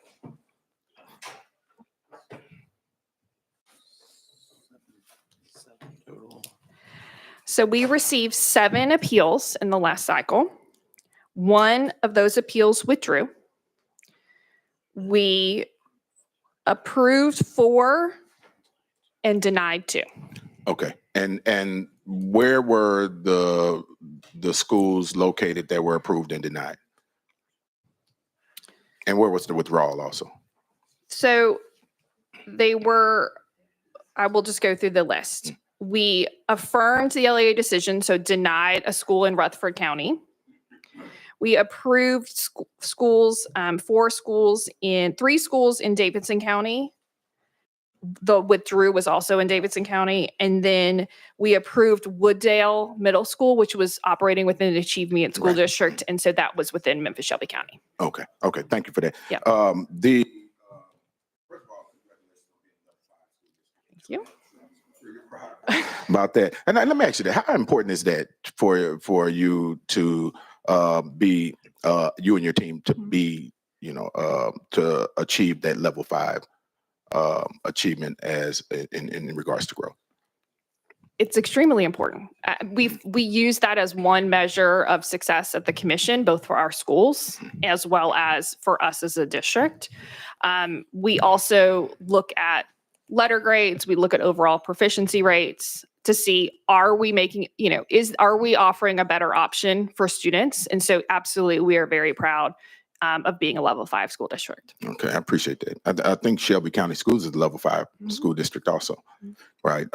What does the Charter Commission, do y'all get a letter grade?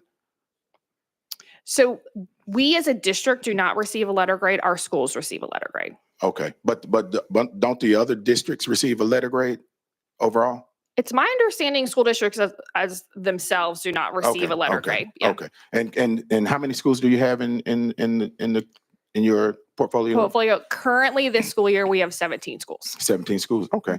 Okay. And the 7 schools that are coming into the fold, those were the schools you discussed just a second ago?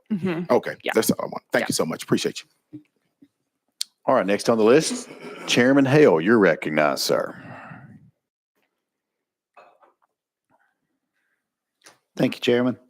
Kind of going off of Chairman Hicks's discussion with the facilities. Last week, had a group from charter school that came by the office, and I asked them about enrollment and stuff. And they had an issue that they said that they have approximately 250 on a waiting list to enroll, but they don't have the facilities to be able. So what are we really doing to make sure, because we're hindering those parents' choice and their ability to choose that particular charter school? So can you kind of hit on that just a little bit for me?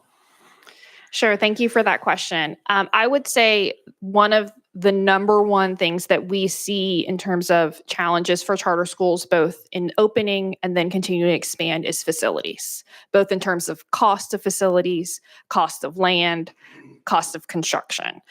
So we at the commission see that as an issue as well. I think number one, the charter school facility grant that was discussed is a part of the way that we can help solve that problem, as well as, one of the things we see is, the cost of lending and how can, we in the kind of stakeholder advocacy space really support schools that if they want to go the lending route for facilities, that's an area where I think there's possibilities in this state.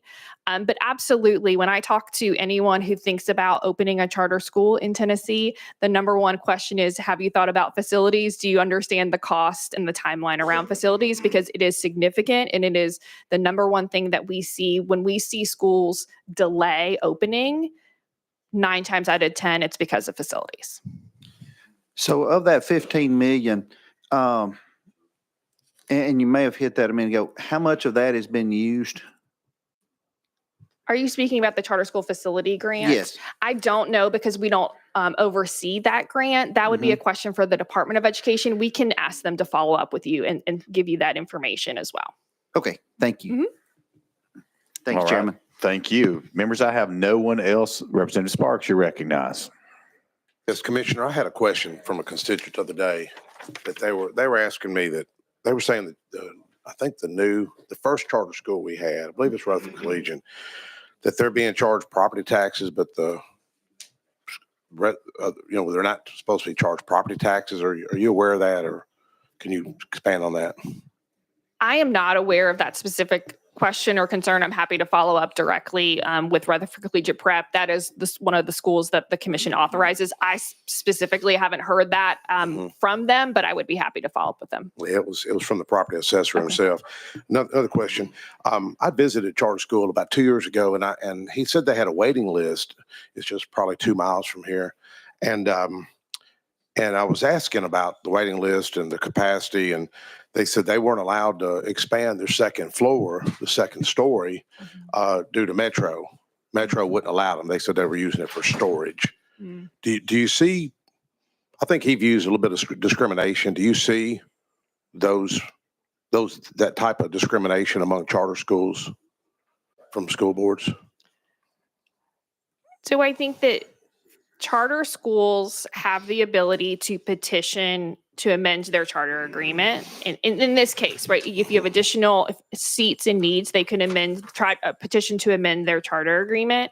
And one of the type of appeals that we see and have seen is around denials of amendments of charter agreements. And so in the past, if that case were to come up, we would understand what is the local district's position on that versus the charter schools and try to mediate a situation.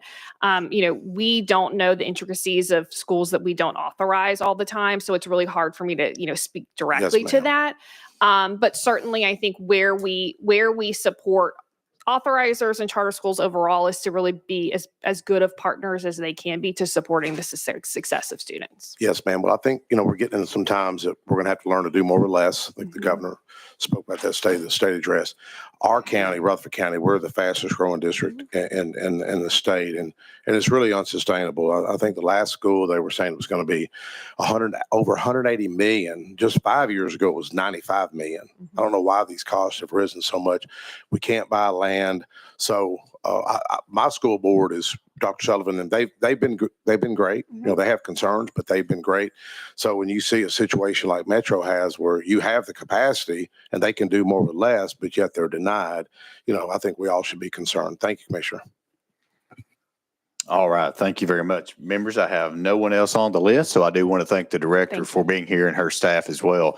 Thank you all for your presentation. Thank you. All right. We will move right into the Department of Revenue, and I see the commissioner back there, Commissioner Zerigano, if you'll make your way up to the front, you and your staff. And again, we will control the mics this morning, so if you'll just pause once you're recognized, wait till the red light to come on, and then you may begin with any statement you have to make. You may begin, Commissioner, when you are ready. Just introduce yourself and your staff. Good morning. Good morning, Mr. Chairman. Thank you very much. Thank you, committee members. Joining me today on my left is Amanda McGraw. She's our CFO and Deputy Commissioner. On my immediate right is Courtney Swim, our Chief of Staff. And on my far right is Christine Lapps, our Deputy Commissioner. And I'm David Zerigano, Commissioner of Revenue. Mr. Chairman, we have a few slides on our budget request. We appreciate the opportunity to be here with you to present this today. And then following that, we have a brief slide on an update on the franchise tax refund provision from last year. We thought the committee might like to hear about, and then we'd be happy to answer any questions that you have. Our total proposed budget increase of $18 million $700,000. Of that amount, about 10 million is general fund appropriation request. About 6.6 million is dedicated state dollars, and about 2 million are other current services revenue. Our reduction of just under $1 million recognizes more current services collections in order to decrease our general fund state appropriations. Mr. Chairman, we've grouped our cost increase requests into two categories on the following two slides. The first group is contract renewals and service delivery. The majority of that is made up of, we have two major contracts that expire in the upcoming fiscal year. First is our contract with FAST Enterprises. FAST is the vendor for our comprehensive tax system. That's, you've heard us speak about that many times, but it's our system that processes over 2 million electronic returns annually for nearly $27 billion in state and local tax revenue collections. 98.5% of all returns are received electronically through that system. System's also used by about 17 other state entities, all local governments, as well as federal entities for information sharing and local tax administration purposes. We're requesting a $4.4 million cost increase to fund a new 5-year maintenance contract on that system. The second major contract that is expiring in the coming years with Tricor. As you know, Tricor produces all of the license plates that we issue. We're requesting a $3 million recurring funding increase to cover the increased cost of license plate production. That's also a 5-year contract. And finally, we're requesting $4.3 million in recurring dollars to cover our mailed correspondence. We're serving more people in terms of taxpayers and registered vehicle owners every year. We have an average of 130,000 new tax accounts each year. That's a 20% increase since FY20. We also average about 100,000 additional registered vehicles every year. The postage and printing costs, in addition to that additional volume, continue to increase. So this is really just to cover those increased costs. The second category of costs include requests for spending authority from existing revenues and truing up expenses.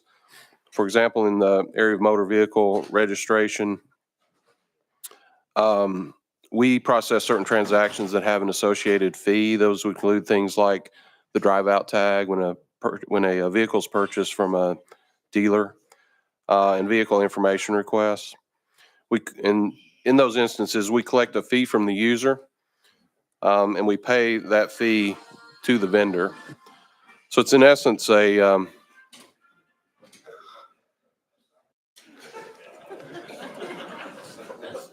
Sorry, Commissioners, go right ahead. Yes, sir. So in essence, on those fees, the department is a pass-through. The issue is we don't have budget authority to spend a sufficient amount to cover our costs. So we're simply asking to recognize the fees in our budget to pay the vendors. There's $78,000 in recurring and $120,000 in non-recurring request from the new 6% sales tax on hemp-derived cannabinoid products. We're asking to recognize the revenue from that tax in order to cover certain personnel expenses such as equipment and training. And then lastly, Mr. Chairman, we're requesting an increase of $2.6 million to true up the funding and the billing for servers, data services, phone lines, et cetera, which are internal billing items.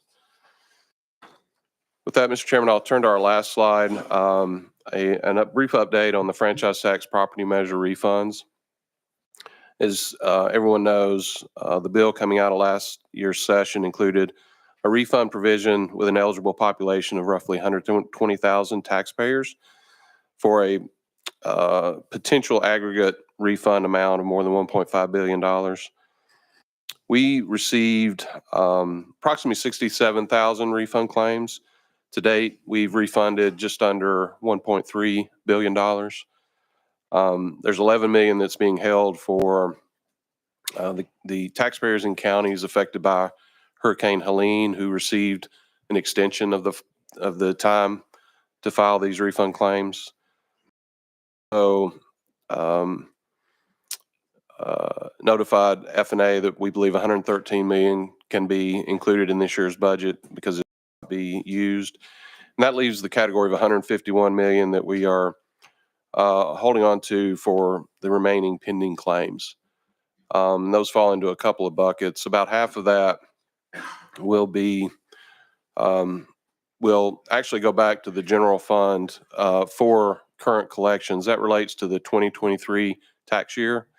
It's a little bit in the weeds to explain, but in essence, for the 2023 year, the tax was due, but there was also the eligibility for a refund. Some folks in that population had already paid the tax and applied for and received a cash refund. Others had not yet paid the tax, so we set up a process so they could sort of net out the amount due.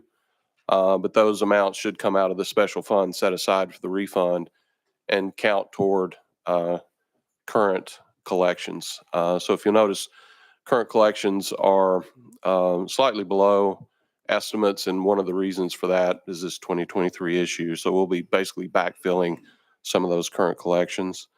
And then there's a remaining amount where we're still working the refund claims.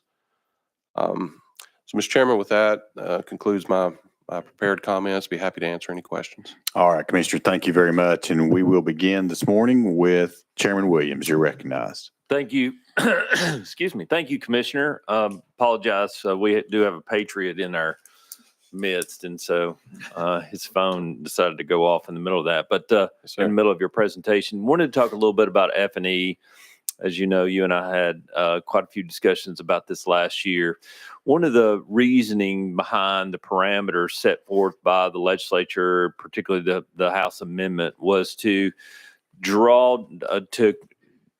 provide for these funds, but also put an end date as it relates to people's ability to be able to collect those refunds so that we would know at the end of the fiscal year really what the impact was. That's never more true than the governor taking or you being acceptable to the $113 million of reversion of funds you think you don't have. Why? I guess my question is, if it was the intent of the legislature to not carry forward any of these revenues to kind of bite the bullet, if you will, in one fiscal year, why would we go ahead and hold another $151 million in claims? I think we are working diligently to get those resolved, and I think we're getting close to that. Like I said, the half of that will be going to the general fund for that issue I tried to explain. I'll be happy to get into that a little further if necessary. The other half of the remaining claims, we received a rush of claims at the end. There's some of the more messy claims, and it's about 75 million out of 1.3 billion. So, it's a relatively small, it's a big number, but it's still a relatively small amount of the total. Right. We're working as quick as we can to resolve those so that we can let the administration and the General Assembly know what the final numbers are. Right. You stated that there are about 67,000 claims you processed, refund claims that you processed. What was the total number of claims that we felt like that people were, that we felt based upon the $1.5 billion that we set aside in order to do this? How many of those people haven't? Yeah, so it's a little over half, right? So the roughly the population was 120,000. We believe were eligible, and we received about 67,000 claims from about 67,000 of that 120. So a little over half. F&E, as we've talked about over the years, is heavily weighted at the top end as far as the amount paid is weighted toward. There's a relatively small percentage of taxpayers that pay a relatively large amount of the tax. And then conversely, there's a large number of taxpayers that pay relatively small amounts. So I think that's reflected, as you might imagine, in these refund claims. It's a smaller number. There's a bigger number of dollars associated with a smaller number of taxpayers, and then there's a big number of taxpayers that represent a smaller number of dollars. So while we received over a little over half of the potential eligible claims, that represents a large percent of the dollars. Right. So when I look at the number as it relates for pending claims, those are pending claims where those individuals who sought a refund submitted those claims prior to the statutory deadline. They just haven't been utilized. They just haven't been fully processed yet because there was a statutory deadline at the end of the last year. Yeah. 1st of December, there was a statutory deadline, and we received some late claims. So we have some claims. We have a percentage of claims that we're still working through. Some of those will end up being refunded. Some will end up being not refunded because they were late, or there's some other defect, or they're just not due. So we're working through all of those. So just as as you are well aware, I was not a big fan of this whole process. Particularly, I felt like that, people paid quarterly F&E tax payments based upon the rules or the law that was set aside at the time. I know that it was a genie we couldn't put back in the bottle, and then they trued up those F&E tax rates at the end of the year, solidifying what it is they did. My question to you is, we set an unusual precedent because we have changed F&E tax. If the legislature goes forward in the future and decides to modify the F&E tax, do you feel like that future claims should effectuate a refund if we make a change to the F&E tax in the future based upon your experience here? Or do you believe this to be a one-time event? I truly believe this is a unique event. I mean, I've been with the department for almost 3 decades, and certainly unlike anything I've had seen before. And, I think you have to, something comes along, you have to measure the risk and the appropriate action. But I would be surprised if you see something like this again. Yeah, I agree with you. I just think it's important for us to note, particularly going forward for future legislatures, that, this is an interesting event, and that I hope we never have the opportunity to deal with again, because I know I know this body, particularly this committee, felt like that there are a lot of resources and needs associated with providing services to their citizens that we could have used this $1.55 billion for. So appreciate your diligence and hard work as it relates to this, your patience with me as we struggle through trying to find the best solution. But I look forward to seeing an end based upon what the statutory deadline is for it. Thank you. Thank you, Mr. Chairman. Thank you. Next on the list is Representative Hicks of Washington. Thank you, Mr. Chairman. Thank you, Commissioner, and your team for being here today. Y'all do a great job. This line of questions is about sales tax disaster relief. Since 2012, the Department of Revenue has had sales tax disaster relief reserved, which funds on sales tax paid for replacing major appliances, residential furniture, purchasing residential building supplies after a natural disaster. As of 6/30/24, the reserve had a balance of $4.1 million. Do you know approximately how many individuals have received relief, and how much funding does that represent in the last few years? Representative Hicks, I do not have a figure. I'd be happy to get that for you. I can tell you that we're generally surprised at the lack of the small number of claims we receive. It is not heavily utilized. We try to promote it through social media, through media, through whatever means that we can think of, but it has historically not been heavily used, or not maybe as much as one might anticipate. But as far as actual numbers, I'd be happy to get those for you. In that realm, do you think it's mainly nonprofits that would take advantage of this? I mean, I'm sure this is hard to get out there in the middle of a disaster, but this is something that is very needed in Northeast Tennessee, especially right now. And I don't think that a lot of folks actually know about it. I didn't know anything about it. Okay. And so, should we try to get nonprofits on board with this? I mean, there's a huge need on trying to build back, and it's just figure out how to go about getting this out there, because there are quite a few funds that are available for this. Yes, sir, I agree. I mean, the funds are there. They're there for a purpose, and we want to get those to the people who can use those. We'd be happy to work with you on any point of contact that would most effectively get the information to the homeowners who need it. One more question: do you know if there's ever been any misuse of these funds since 2012, or would you even know that? I hope I would know. I'm not aware of any misuse of the funds. Okay. I don't believe there has been. Folks apply for the refund directly to us. We have auditors who work the claim like any other, and I think it's a good process. Thank you. Thank you. Yes, sir. Thank you, Chairman. Thank you, Representative Hicks. Next on the list will be Chairman Hulsey. You're recognized. Thank you, Mr. Chairman, and good morning. Thank you. I just have one question. According to FNA, the Department of Revenue reverted 28 million at the close of FY 23-24. And for the 3 previous years to that, it was, I think, 30 million or a little over. The only question I had is, where within your budget does those revisions occur? Where do they come from? Yes, sir. Thank you, Mr. Chairman. I'm going to defer to our CFO, Amanda McGraw, to give you those specifics.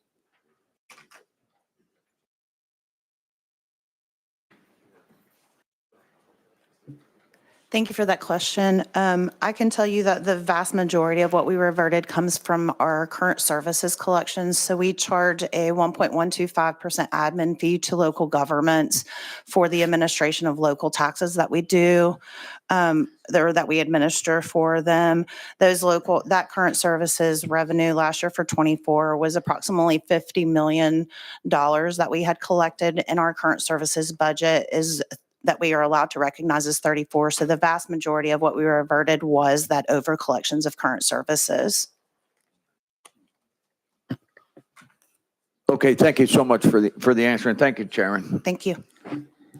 All right. Thank you, members. I have no one else on the list this morning. So, Commissioner, thank you. Thank you for your presentation. Thank you and your staff for being here this morning. Thank you, Mr. Chairman and committee. All right, we will move right along to the Department of Commerce and Insurance, and I do see Commissioner Lawrence back there, so if you'll make your way up. And Commissioner, just as a reminder to you and your staff, we will control the microphones up here, so you don't have to worry about that. If you'll just pause, wait for the red light to come on, and you'll be ready to begin. And you are ready to begin whenever you're ready. Thank you. Yes, sir. Thank you so much. I do have a slide deck that I could put up. Is that something I'm able to control off this laptop here? You should be able to, yes.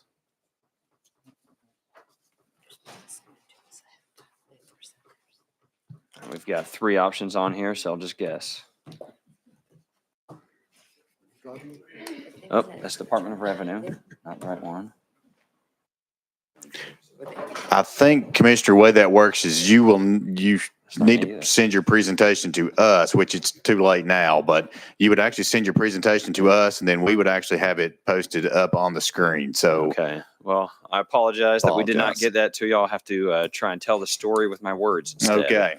And if you could, Commissioner, if you could get that Yes, sir. presentation to us, we'll make sure that all the members do have a copy of that. We sure will, and my apology for not doing so.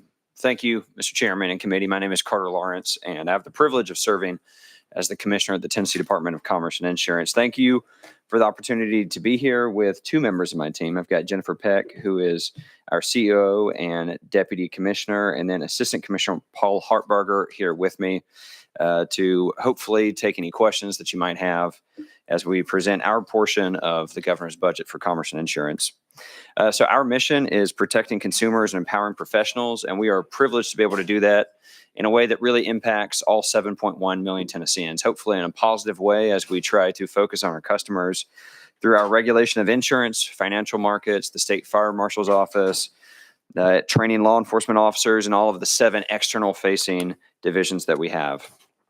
I'll move now into our cost increases, of which we have 4, and then we also have a supplemental budget request increase. Our first 2 fall into the category of statutorily mandated, and those are for our law enforcement officers at the Tennessee Law Enforcement Training Academy. The first is a statutorily mandated salary step increases that is just south of $50,000, and we have a salary survey for our commissioned officers, which is $74,000. Our third category is the depreciation of the fire apparatus that y'all were good enough to give us in the last budget that was about $1.7 million. Vehicle Asset Management at General Services asked us to prepare for 25 years from now when we will need to purchase a new fire apparatus. So they asked us to depreciate the cost of this apparatus that we are about to take possession of. It's under construction right now. So we have a $168,000 request in there that will run for 10 years in order to depreciate that. Our fourth cost increase is for tack-in radios for our law enforcement officers and our fire instructors that are out in the field. This request came about after we conducted a tabletop exercise with TEMA, and we identified a weakness in our inability to tie into the statewide network in the event of a statewide emergency. And so we have that request for 17 portable radios. We do have a supplemental budget increase request, which is $1 million for the line of duty death benefit payments. As a reminder, those are handled within FNA, but the certifications come to Commerce and Insurance. And so that's why the budget request is in our budget rather than FNA's. So that $1 million, $400,000 of that is for line of duty death benefit payments that have already come into the department. And so we need that $400,000 to cover those 5-year annuity payments. And then the other $600,000 is to provide, the ability to pay for other line of duty death benefits in the event that we do have those. We certainly hope they don't. And if they don't, then that money would revert back to the general fund. We also have the requested 1% reduction, which is just south of $140,000, which would come from the insurance division specific to the captive insurance section, and it would be related to travel and promotional materials. And we've just done a better job of focusing on ROI from the conferences that we go to. And so this would not have a negative impact on the operation of the captive section or the insurance division overall. So, Mr. Chairman, that's our brief presentation. I appreciate the time today. I appreciate the many members here who welcomed us into your offices to be able to talk about our budget. And I'd be happy to take any other questions that you might have for us. Thank you. All right. Thank you, Commissioner. Again, thank you for being here. All right, let's begin. We do have several members on the list this morning. And so let's begin this morning with Vice Chair Gillespie. Vice Chair Gillespie, you're recognized. Thank you, Mr. Chair and Commissioner. Thank you so much for being here. We had a great conversation last week and we talked a little bit about this, but I'm going to expand on the local law enforcement recruiting and retention efforts of your department. In the last couple of years, y'all have received about $60 million in grants aimed at the recruitment and retention of local law enforcement officers. So my question, I guess my first question is, that's a lot of money. How much has actually gone out the door from the first appropriation up until this point? And I've got several follow-up questions to that as well. Yes, thank you so much for the opportunity to talk about something that is really important for Commerce Insurance. That, and just as a brief aside before I get to your question, we would love to host any of y'all at any time at the Tennessee Law Enforcement Training Academy in Donaldson to come out and understand the way that we are able to provide training to some of Tennessee's best, brightest who are serving and protecting in our communities. So we are really proud of the work that we do there and very appreciative of the investments that have been made in law enforcement for recruiting and retention. So you talked about the two different tranches of money. There was the first $30 million and a second $30 million. The goal of both of those is recruiting and retention with a different level of emphasis on recruiting and retention between those two. So to take that first $30 million, that is focused more heavily on the recruitment. And the second was a little bit more on retention, but both of those touch on them because of the timetables in which the payments are made to the officers about how long they stay as law enforcement officers in the state of Tennessee. So the specific question about how much of that money has gone out the door, as of last month, about $1.5 million had gone out, but over $17 million of that is encumbered, meaning to say that there are officers that are participating that are in the process of meeting those milestones for which they will be able to get that money. So that's the first 30 million. And I can stop there or move on to the second. Yeah, 30 because I've got a if you'd couple like. follow-up. That's very helpful, and that explanation is helpful. Thank you. So you said 17 million that's pending. Basically, it's more or less been allocated. Yes, sir.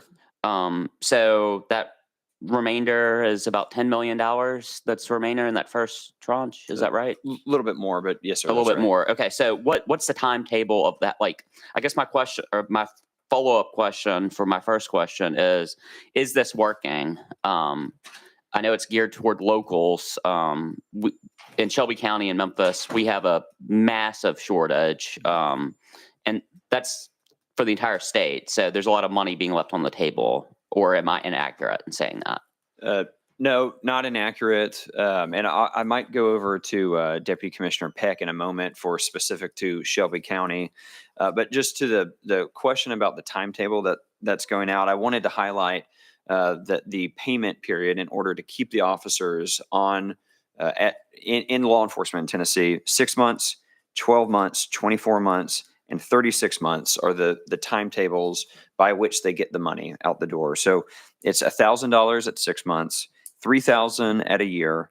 At 2 years, it's $3,000, and after 3 years, it's $3,000. So there's a total bonus of $10,000 available for those law enforcement officers who are entering the profession in Tennessee. So I think for the question about if there's money being left on the table, there is. Not every agency in the state has decided to participate in this. We hope that they will, those that haven't yet joined it, and that they will take advantage of this money that is available to try and recruit law enforcement officers into the state. We have 240 departments participating in total. So that is nearly 70% of the agencies across the state.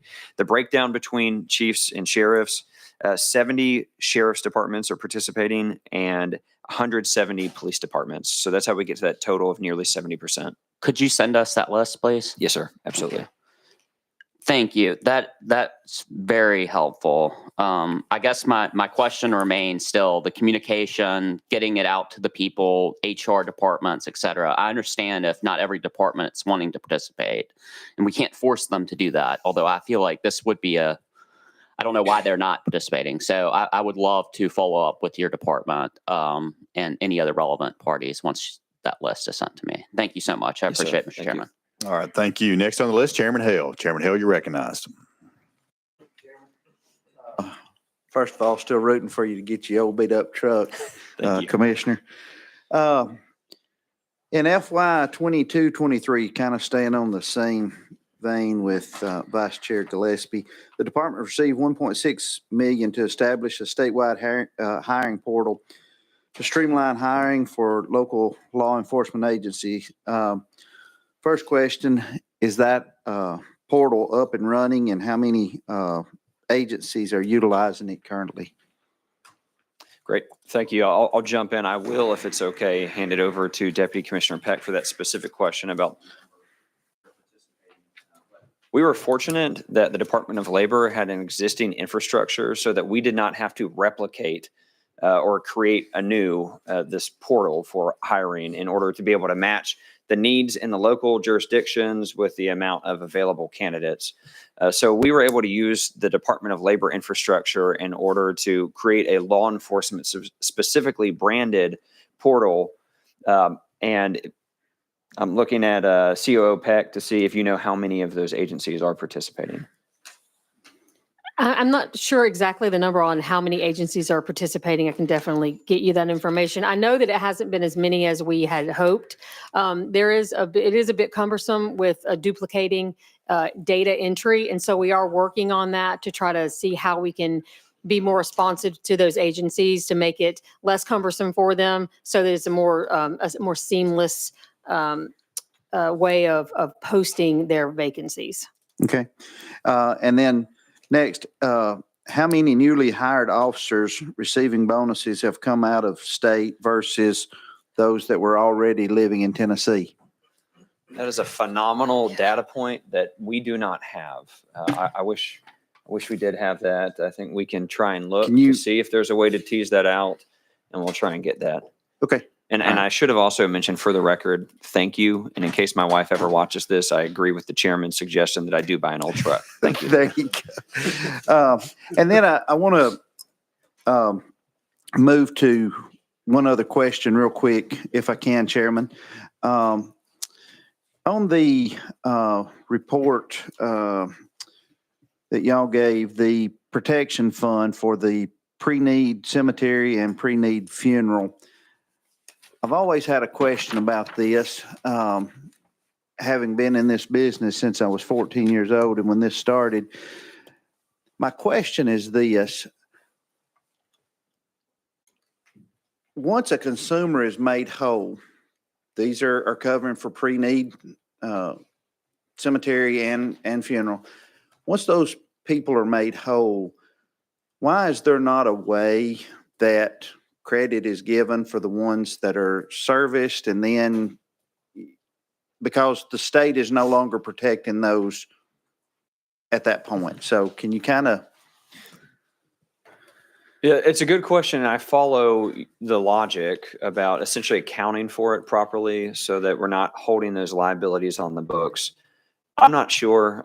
I'm a lawyer, so I try to stay away from numbers, but I take your point that that would be an important way for us to account for that. So if it's okay, follow up with you about the way in which we're accounting for that and look to see what's rule-based, what's statute-based, or what's internal policy or practice. And we'll dive into that and follow up with you. Sounds great. Thank you so much. I appreciate you. Thank you. Thank you, Chairman. All right, thank you. Next on the list is Deputy Speaker Zachary.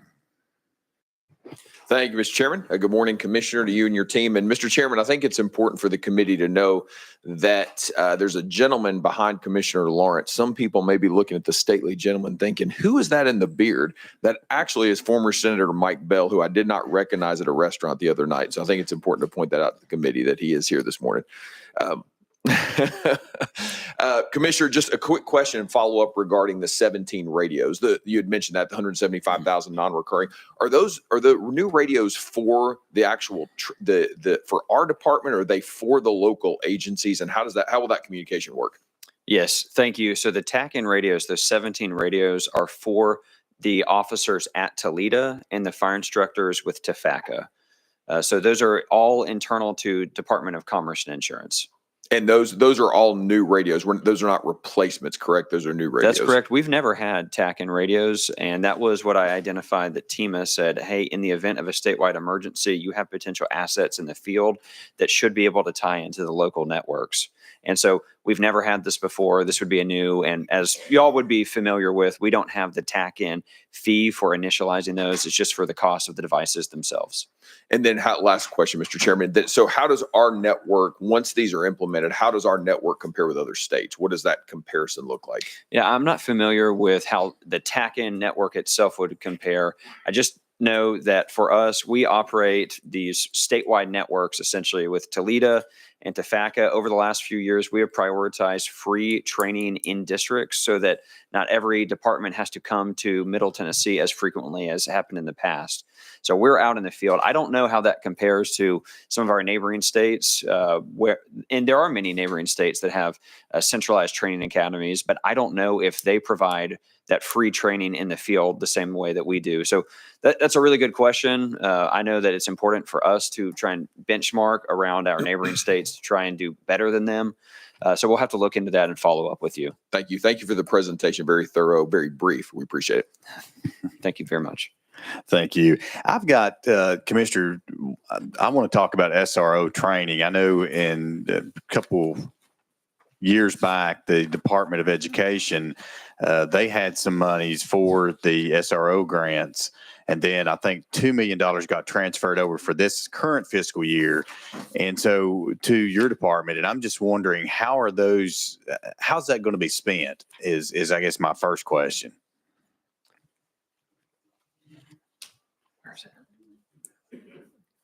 Okay. All right. Thank you, Deputy Commissioner Peck, and thank you, Chairman, for the question. We are really appreciative of the money that was given for us to provide that critical SRO training. The second $30 million that Representative Gillespie mentioned earlier is where we've had a lot of the funding available for the SRO training, and we've already been able to dedicate those funds for the training of those officers. So $2.7 million has been dedicated for training and related expenses, for basic training for the SROs, for training equipment, for software licensing, for providing meals, lodging, and space for our summer SRO training. And have we conducted 2 of those now, or just one of the summer classes? We just had the one so far. And we've also had $4.5 million that is designated specifically for SROs for the bonuses. Of that, we've spent over $1 million to 144 departments, and that's nearly 1,400 officers that have been the recipients of that SRO-specific bonuses. What was that number again of SRO officers? I'm sorry, Commissioner, I missed that. 1,378 across 144 agencies.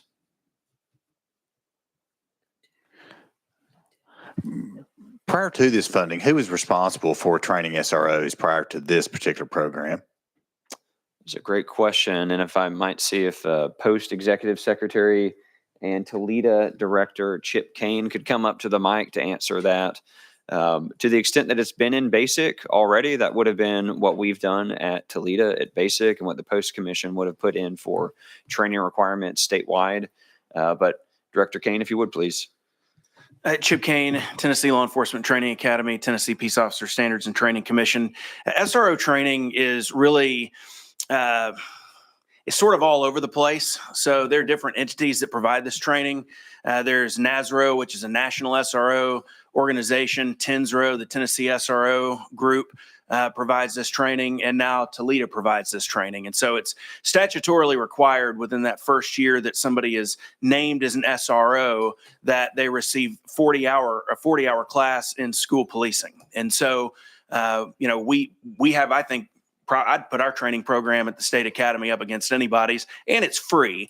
Whereas with, you look at NASRO, for example, that carries a fairly hefty price tag for a law enforcement agency, but it's just kind of decentralized, if you will. I think that was the word I was trying to think of there at the beginning, just very decentralized as far as the way that training is provided. And then that brings me another question, I guess. Is there consistency, though, in how our SROs are being trained? I think that there is. I know our program, for example, was created by the Tennessee Department of Education. The Law Enforcement Innovation Center out of Oak Ridge had a hand in creating the curriculum for that. And we were able to get that curriculum from Department of Ed. We worked very closely with them to be able to provide that. And so that training is very similar to the NASRO training. It's very similar to the other trainings that are put on. If an agency wanted to, they could create their own 40-hour training course as long as it focuses on school policing. But I know that ours is very well done. Okay. All right. Thank you. Very good information. All right, members, I have no one else on the list for the department. Yes, I do. Chairman Hulsey, you're recognized. Hold on one second, Chairman Hulsey. Let's get you microphoned up here. Speak so little that you don't even have a light for me. That's what the problem is. Director Kane, I appreciate you. You've been my friend when I was on Post Commission, and I appreciate your leadership out there a great deal. I had a question. We were talking about officer retention and the cost that goes with it.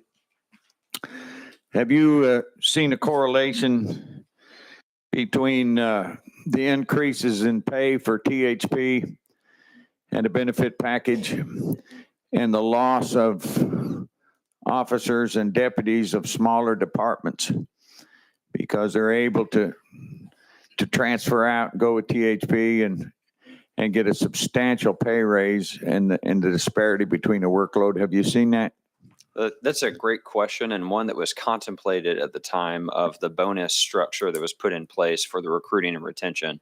So I'll see if Director Kane has specific data for that. I'd be a little bit surprised if we do from the relative, as large as the THP increases have been historically for the state of Tennessee, just compared to the rest of the available pool of law enforcement jobs across the state.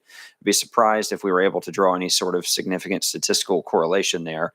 But one of the reasons why the governor proposed and the General Assembly gave us the recruiting and retention bonuses was specifically to be able to address that. That the goal in Tennessee wasn't to just move around slices of the pie, but truly grow the pie for law enforcement officers, meaning we want more law enforcement officers in the state of Tennessee. We don't want to see law enforcement officers jumping from one job to another, just chasing the recruiting and retention dollars. And that was the way that we structured this specifically to address that. So I'll see if Director Kane, if you have more information or you want to contradict me, whatever you've got.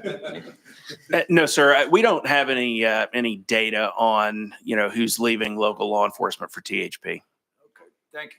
Yes, sir. Thank you. Thank you, Chairman. Okay, thank you, Chairman.